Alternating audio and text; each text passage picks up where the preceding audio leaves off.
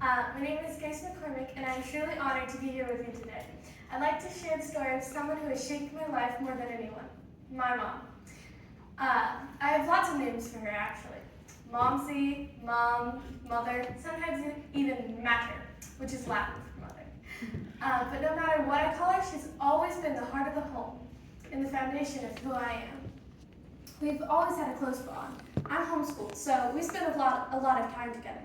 She doesn't have an outside job from home, but her full-time calling is raising me and my brothers. The paycheck?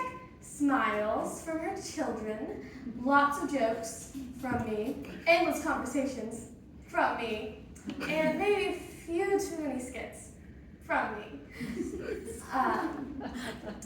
But behind all those everyday moments is a woman who has walked through deep pain and still lives with purpose, joy, and faith.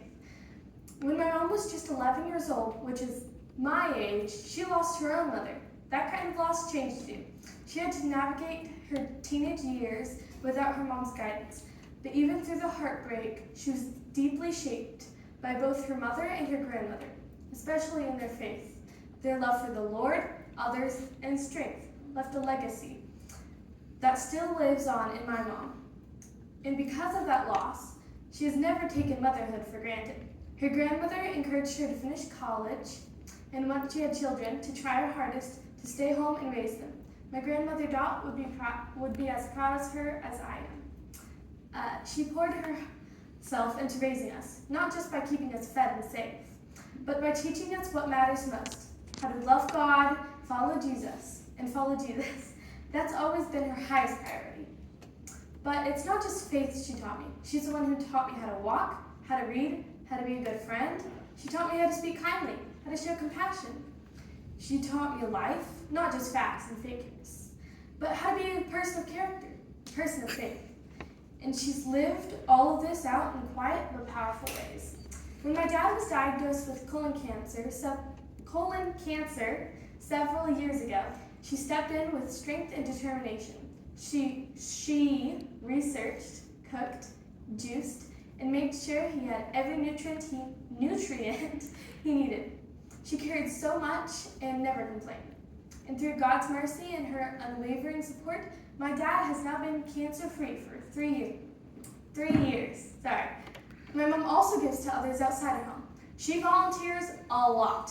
In 2021, she became the troop coordinator for American Heritage Girls. At church, she teaches my Sunday school class, leads ladies' Bible studies. Her and my dad are re-engaged leaders, and she helps with every kind of event. If something needs doing, she's happy to help. But last year, our family faced another challenge, this time with her health. We found out she had a brain tumor. It was affecting her vision, cutting off blood flow to her brain. She had surgery to have it removed, and for a moment, it felt like we were in the clear. But then the brain tumor came back.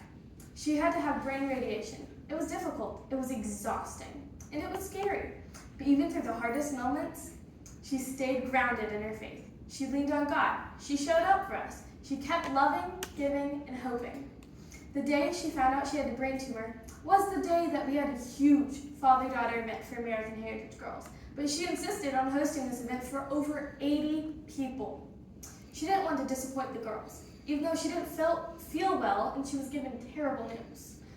She is still healing, but she's also still serving, still giving her all, and still reminding us what true strength looks like.